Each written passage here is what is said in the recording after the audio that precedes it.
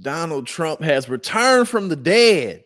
He has come back. Count Orlok has not yet deceased. You know what I'm saying? He back and better than ever. But my man's was in the White House. You know, he was giving a press conference as he often does. And he had things to say, as he always seems to have things to say about somebody who has upset him. You know what I'm saying? And this time it's Colorado for helping people to vote. You feel me? The mail-in voting process, which is so unfair, so undemocratic. Because, you know, Donald Trump, he had him a conversation with Vladimir Putin. And he said this recently from the Oval Office or wherever he was. Maybe it was in the redid Rose Garden that he just turned into a concrete slab. I don't know. This motherfucker's building a $200 million ballroom. Maybe it was in there. It was somewhere in the White House. And he was like, I talked to Putin and Putin said you can't have mail-in voting. That's the most fraudulent way that you can have people vote in a country. And of course, you know, because making it easier to vote is anti-democratic. That makes all the sense in the world. You know what I'm saying? When you want people to participate and you give them the outlets to do so, that in and of itself is anti-democratic. And so Donald Trump, he's coming to crack down.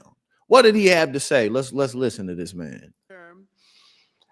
We created and I created a thing called Space Force. So important. You know, we were losing the race in space very badly to China. Losing the race in space, and one night I was watching Star Wars The Phantom Menace, and Darth Maul came out and he looked really cool with his horns and his black and his red skin. He looked really cool, and he stabbed Qui-Gon Jinn, and I said, why don't we make a Space Force so that this doesn't happen? And to Russia, and now we're far and away #1 in space, and reestablish Space Com with a mission to protect American space assets and detect any threat to our homeland. We initially selected Huntsville for the Spacecom headquarters, yet those plans were wrongfully obstructed by the Biden administration. And as you know, they moved them to a different locale. And today we're moving forward with what we want to do and the place that we want to have this. And this will be there for Biden. He makes sure he pronounced that shit extra strong, just so you know. That's like an example of his when he capitalized random words in his tweets. That's what that was. Hopefully hundreds of years. That's where it's going to be. I will say I want to thank Colorado. The problem I have with Colorado, one of the big problems, they do mail-in voting. They went to all mail-in voting. So they have automatically crooked elections. And we can't have that. When a state is for mail-in voting, that means they want dishonest elections, because that's what that means. No explanation. That means they want dishonest elections because that's what that means. It's just what he says. Oh, shit, because Vladimir Putin, a dictator who will have you poisoned, told him so. I mean, he's like the most transparent man in the world. Like he was never meant to have a job with this much sophistication, because he like, it's bad just because it's bad. You can't have people voting in a democracy. So that played a big factor also. In Huntsville, Spacecom will play a key role in building the Golden Dome, as you know. That's going to be a big... And then the funniest part about this clip is like he's giving a speech about it has nothing to do with mail-in voting. I'm just going to go off. I'm just going to veer left into this diatribe to shit on the idea of people participating in the process. Let me just go ahead and make a quick left right here and make that shit happen. Veer back off to the right and start talking about space. What was it? The Space Force. Emperor Palpatine in the flesh. Thing. Everybody wants to be a participant in it. Missile Defense Shield. We're going to be having a Golden Dome that the likes of which nobody's ever seen before. A Golden Dome. Okay, first, that's not going to happen. In case you don't know, the idea of the Golden Dome is basically to have a missile defense system that covers the entire country.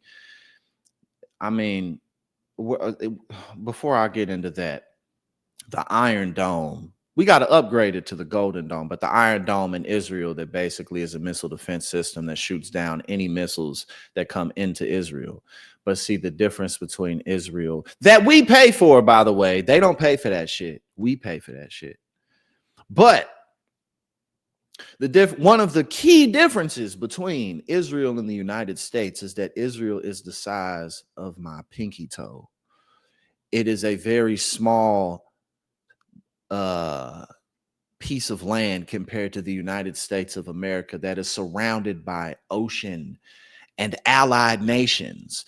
To the north, we have the Canada, who are our allies. To the south, we have Mexico, who are our allies and our top trading partners. And then to the east and to the west, we have the Atlantic and the Pacific Ocean, respectively. And we're the wealthiest nation in history with the most well-funded military in the history of civilization. We don't need no goddamn Iron Dome. We good, because that would cost an unbelievable amount of money. It's not feasible. This is the dream of a fucking 12-year-old, Donald Trump.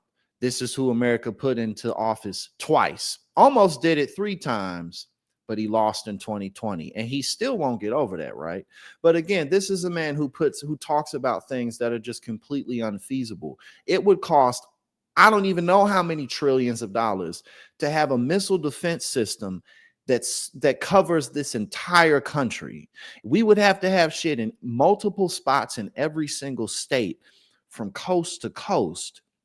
That's never going to happen. On top of the fact that we don't need that. We do not need that. We don't need it. And he just says shit like this. And we so used to it now, but like, it's ridiculous. Again, these are the fantasies of a motherfucker who's 7. Well, I know what like you in like history class and you're 11 years old and your teacher asked you, like, if you could only have 5 things to start a country, what would it be? And you'd be like, oh, I know, I'd have missiles that shoot shit down over the whole country. Like, bruh, this country is so fucking stupid. And a lot of people hate when I say that, but how can I not? Like, what the fuck are we even talking about right now? Finest, the best. And by the way, Canada called. They want to be a part of it, and that'll be great. But Canada wants very much to be included in that. And then we're going to work something out with them, I hope. It will also ensure that our technological capabilities, of which we're way ahead of anybody else, there's nobody close, remain unmatched long into the future. So I'd like to ask Secretary Hegseth to say Donald Trump is the face of the downfall of America.